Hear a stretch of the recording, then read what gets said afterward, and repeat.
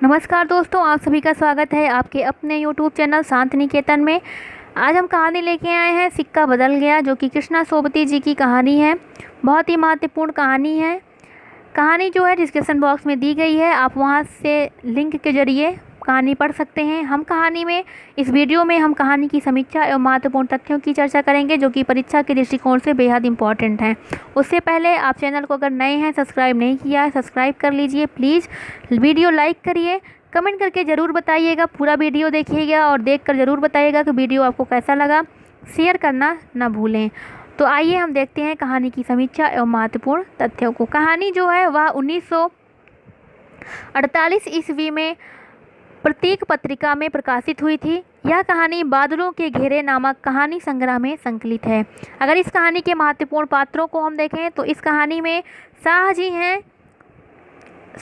जी हैं। साहनी जो कि कहानी की मुख्य पात्र के रूप में हमें दिखाई देती हैं। पूरी कहानी इन्हीं की केंद्र में है। कहानी के केंद्र में यह हमें दिखाई देती हैं।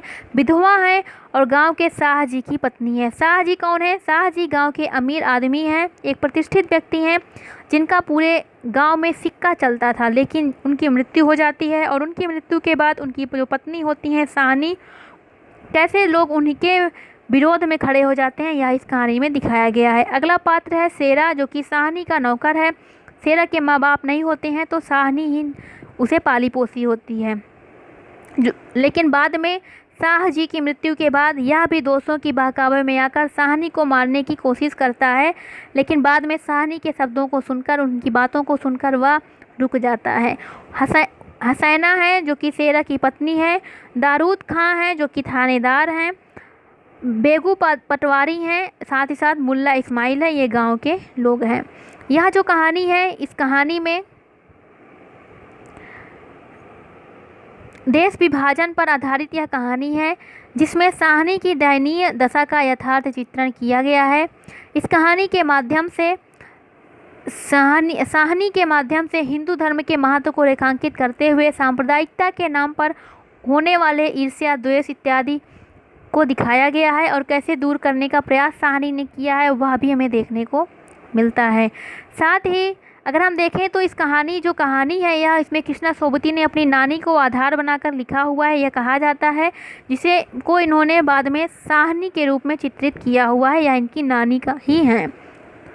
अगर हम देखें तो इस कहानी में बताया गया है कि विभाजन दो देशों के मध्य हो सकता है, उनके धर्मों का विभाजन भी हो सकता है, लेकिन प्राकृतिक तथ्यों का विभाजन नहीं हो सकता है। बहुत ही अच्छी बात है और इस कहानी में हमें देखने को मिलती है।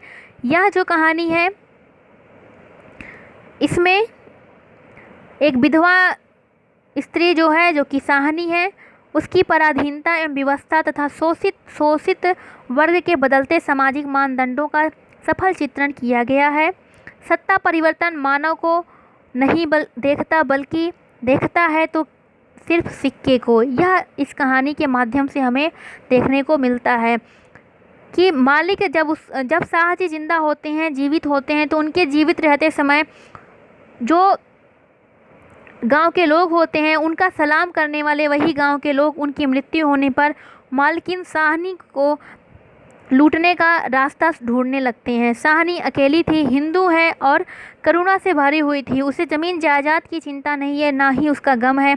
उसे गम सिर्फ एक बात का है, जो कि इंसानियत के मिटने का गम है, क्योंकि वह जान गई है कि सिक्का अब बदल गया है। सिक्का जो है वो बदल गया है, बदल रहा है। इसके साथ ही अगर हम कहानी में देखें तो कहानी में हवेली का जो सूनापन है, साहनी के अंतर्मन का प्रतीक है। मनोविश्लेषणात्मक शैली में लिखी गई है। यह कहानी अपने परिवेश से एक लगाव दिखाया गया है। मानवीय गुणों का विघटन है, साथ ही साथ स्त्री के कोमल हृदय की अभिव्यक्ति की गई है।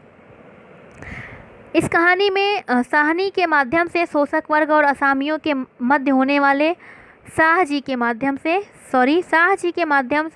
शोषक वर्ग और असामियों के माध्यम से होने वाले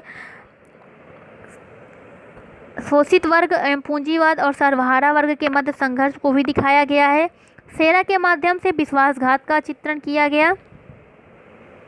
साथ ही इसमें जो है अतीत की स्मृति एवं नियतवादी स्वर भी हमें दिखाई देता है। सिक्का बदल रहा है, इसका तात्पर्य यह है, सिक्का से माध्यम यहाँ पे यह है कि सत्ताधारी राजनीति को व्याख्यायित किया गया कि जिसमें राजनीतिक स्वर देखने को मिलता है कि सत्ता परिवर्तन होते ही इंसान को नहीं देखता है बल्कि वह सिक्के को देखता है।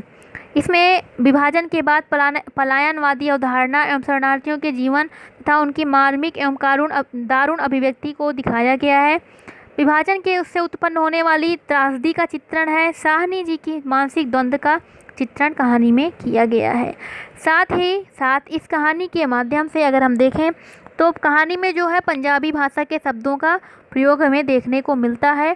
चिनाब नदी के प्राकृतिक सौंदर्य, उनके माध्यम से पंजाब की पृष्ठभूमि, रहन सहन, वहाँ के रीति रिवाज का वर्णन है, जो कि सोबती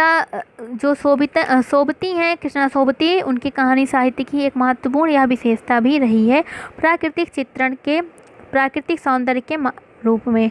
तो इस तरह यह थी इस कहानी का जो महत्वपूर्ण तथ्य, इस कहानी की समीक्षा। आपको वीडियो कैसा लगा कमेंट करके ज़रूर बताएं। मिलते हैं अगली कहानी के साथ, तब तक के लिए धन्यवाद।